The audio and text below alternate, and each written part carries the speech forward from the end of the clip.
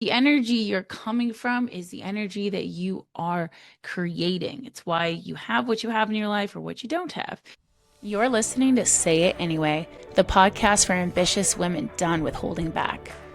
I'm your host, Maggie Susu, and here we talk courage, self-trust, and how to live like you mean it, even when it scares the hell out of you.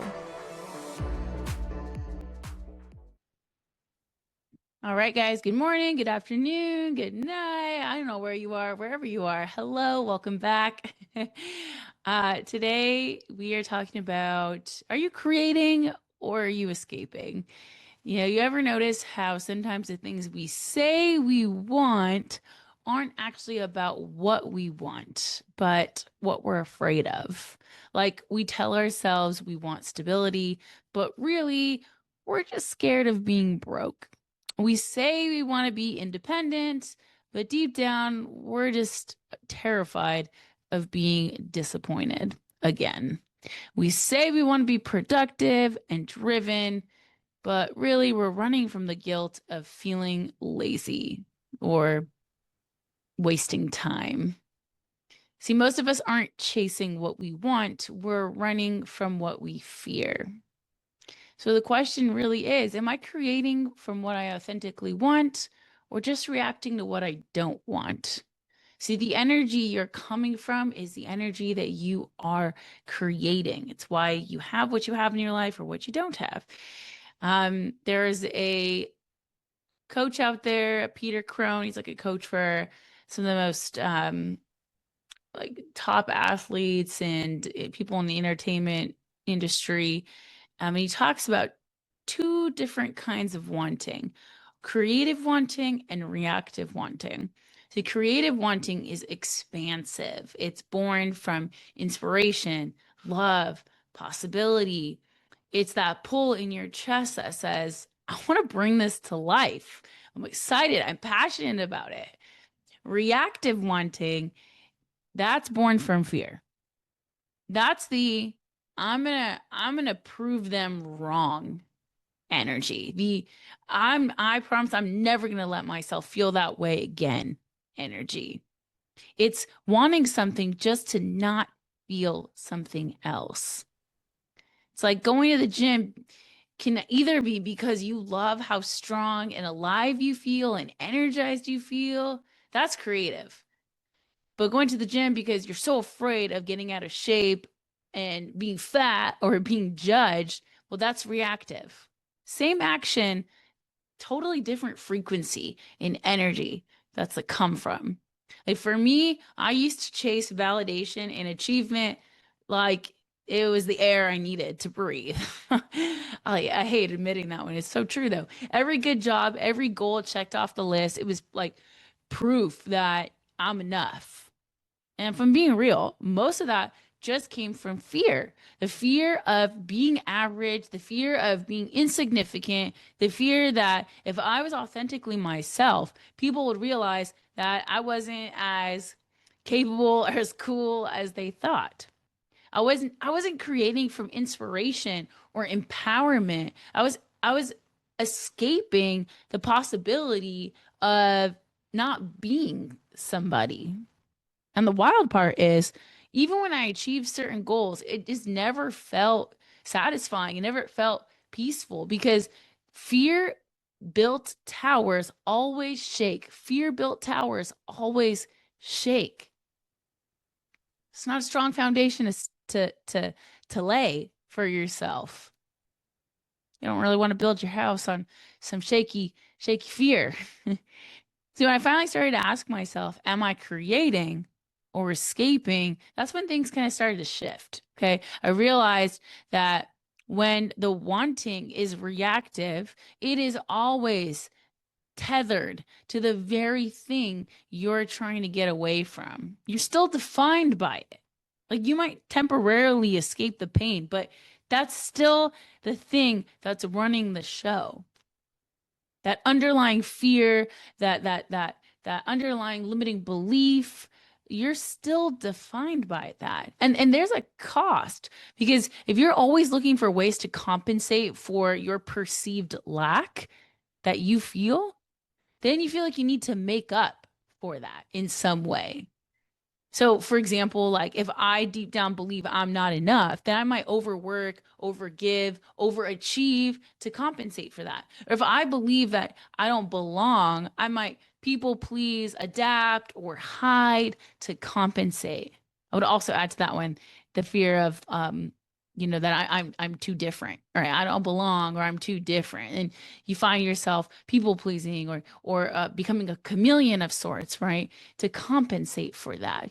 Or if you believe I'm not safe, you might try to control everything and over prepare or stay invisible to compensate. And of course, that bleeds into and will affect so many other aspects of your life, your physical health, your relationships, your finances. We build armor and wear masks to hide our wounds. And then we wonder why we're burning out, why we feel disconnected, lonely, isolated, resentful, bitter, right? But when your wanting is creative, when it's coming from truth, curiosity, joy, desire, passion, there's no resistance in that. It feels clean. It feels open. It feels expansive. It's not I have to or I should. It's I get to. Now, I want to be clear. This isn't like saying don't work hard or be disciplined or ambitious. No, that's not what I'm saying. It's about noticing your drivers and the beliefs that are running the show, because that's what's running your life. And that's what's running how you feel every day. And that way, if you can notice those drivers and become aware of those beliefs, you can start to face and dissolve those. And that way, you can truly embody and attract the expansive, abundant energy you want to live in. See, once you understand that you might have been living in reactive wanting and you start to dissolve those underlying beliefs, then you can calm your nervous system. Then you shift your energy, and that shift ripples into your thoughts, your feelings, your actions. And then you can begin to fulfill from creative wanting, from abundance, from flow and ease instead of fear and lack. What would that be like for you? How would that feel?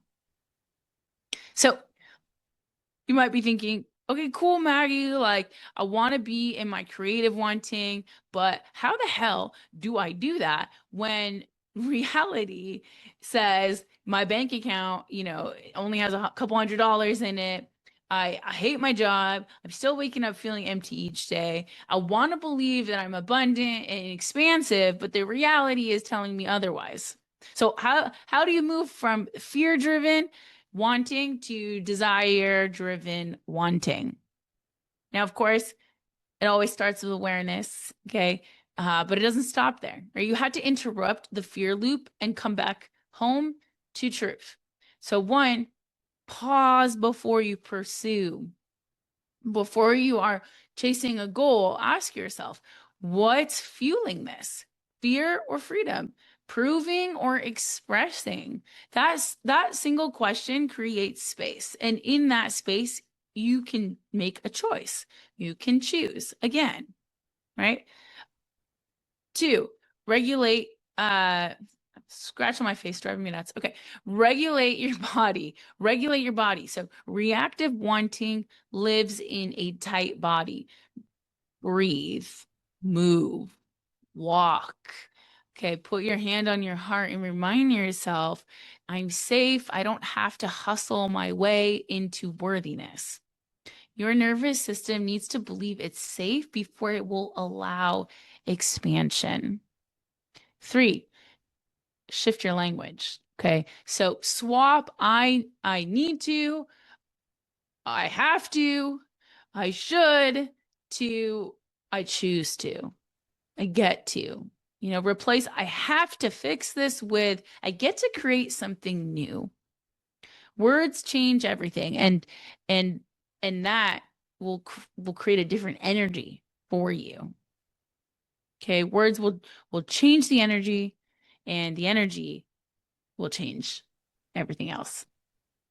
When you move from fear to freedom, everything opens up. You stop running from your past and you start to discover and play in your potential, in your true, authentic nature.